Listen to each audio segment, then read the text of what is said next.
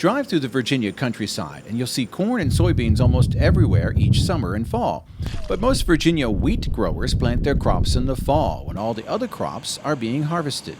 Our winter wheats are generally planting October, November, and they actually go dormant during the winter months and don't really start growing again until March, February and March. It's a very long growing season. Financially, you have income in June when we harvest that you wouldn't have with soybeans and corn. You'd have to wait till September, October, November to start getting, so it spreads out our financial risk also. It's a profitable crop to grow in Southeast Virginia, so why not grow it? Dave Black has been growing winter wheat since he took over the family farming operation at age 22. It's always been his favorite crop to grow, in part because it doesn't require constant attention like summer crops. It is a long growing period. There are periods when nothing absolutely is being done.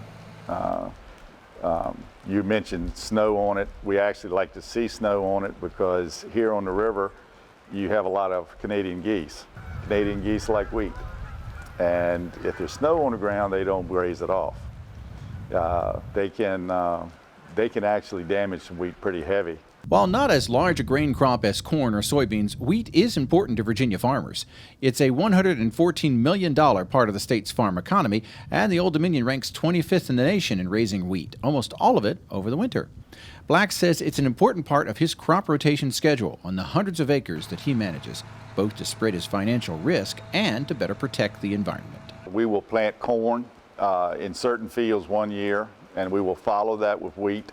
And then the wheat will be harvested, and then we'll put double crop soybeans in it. I want some type of cover on the ground at all times. I do not want to be able to see bare dirt in February. By doing this, we are reducing runoff. Basically, it has completely reduced our runoff problems with soil movement, and wheat is part of that. Black uses a no-till planter in all his grain operations. The equipment basically drills the seed into the ground, usually into what's left of the previous crop's residue, to prevent erosion. We have a 180 bushel tank to hold the seed on this particular planter. It is fed down through a metering system, and then air generated by a very large fan on the back of the grain drill here moves it through the individual tubes up to a dividing device that moves it into these small tubes that brings it down, inserts it in between these disc blades, and the disc blades place it into the ground. For farmers like Dave Black, winter wheat is a win-win crop. All he needs is the right amount of moisture over the winter months, and the seed and soil will do the rest. It fits our rotation, it's financially rewarding to us, and it's good for the environment. In Charles City County, Virginia, I'm Norm Hyde.